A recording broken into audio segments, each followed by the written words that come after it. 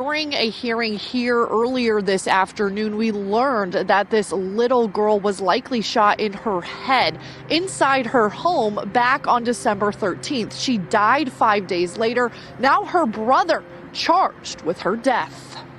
Trinity Johnson, a 10-year-old girl from Milwaukee, Wisconsin, lived a typical life with her parents and siblings.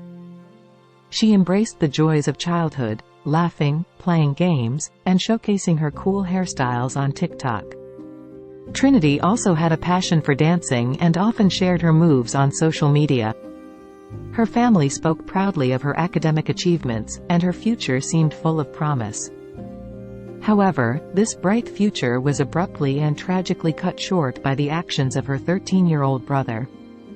Welcome to the American Crime, Femicide channel. Please like, subscribe, share, and hit the notification bell for future uploads. Due to the young ages of those involved, many details surrounding this incident have been withheld from the public. On December 13th, police responded to a shooting at 39th and Hampton around 12:05 a.m. Authorities reported that a 10-year-old had sustained a life-threatening gunshot wound and was rushed to a local hospital for treatment. Subsequently, a 13-year-old was taken into custody. As the investigation unfolded, it was revealed that Trinity had been shot in the head. She bravely fought her injuries, but they proved too extensive.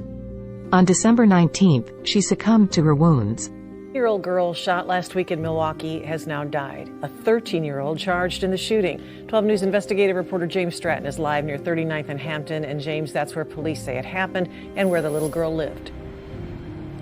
And Joyce, 10-year-old Trinity Johnson died in this area, or was shot in this area rather, last week. She died yesterday, according to police. This is Johnson, according to a GoFundMe set up by her aunt. The family is raising money for a burial for her and for her siblings for Christmas. I just spoke to the organizer of that GoFundMe, saying the family is going through quite a lot right now, and that Trinity Johnson just celebrated her 10th birthday on November 10th.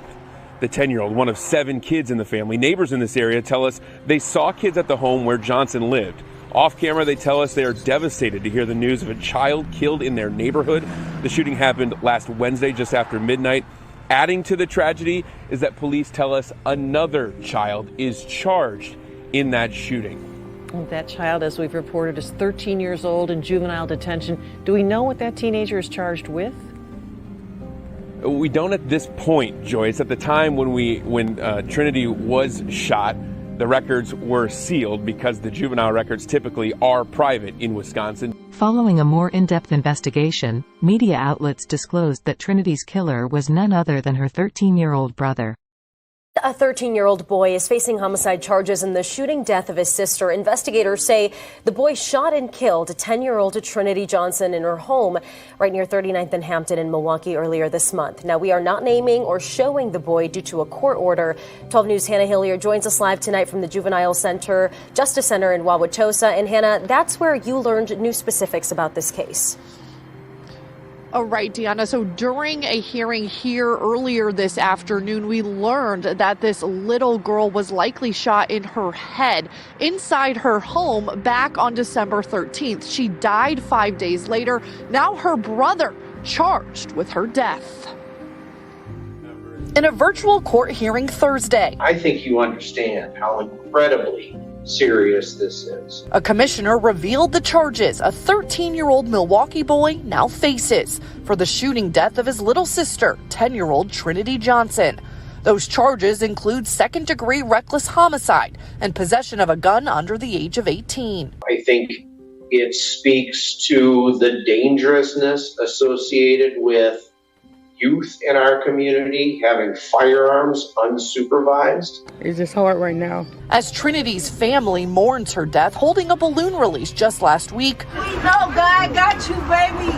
her brother remains in custody, accused of killing her. In addition to being the defendant in this case, is also a grieving brother. The circumstances surrounding the shooting remain unclear, but his defense attorney in court Thursday describing the moments first responders showed up to the children's home on December 13th. Which paints a picture of my client hovering over his fallen sister as police and paramedics ran into their house with him pleading, begging for them to help him. During Thursday's hearing, the state asked for the young boy to remain in custody. Continuing in secure detention is the appropriate temporary placement, and it's necessary to ensure the protection of the community moving forward. The commissioner ultimately agreed. So, Hannah, the court also ordered a medical evaluation. Right, Deanna, that is so this young boy will be able to see a psychiatrist while he is in custody. We've also asked to review more documents related to this case that could shed some light on those circumstances leading up to the shooting. Also, whether or how this young boy may have gotten his hands on a gun. We might be able to review those documents as early as next week. And the family telling 12 News earlier this month, Trinity was a bright young lady. She loved dancing. A very tough time for that family. Hannah. On December 20th, the family had a balloon release for Trinity. We love you, Trinity! Oh my God, bro. This is crazy. Right there. In the wake of this heart-wrenching tragedy, the family has initiated a GoFundMe campaign to alleviate the burden of Christmas expenses, relocation costs, and Trinity's burial expenses. This devastating incident serves as a stark reminder of the perils associated with children having access to firearms. We extend our heartfelt condolences to the family and friends during this incredibly difficult time. Rest in peace, dear Trinity Johnson.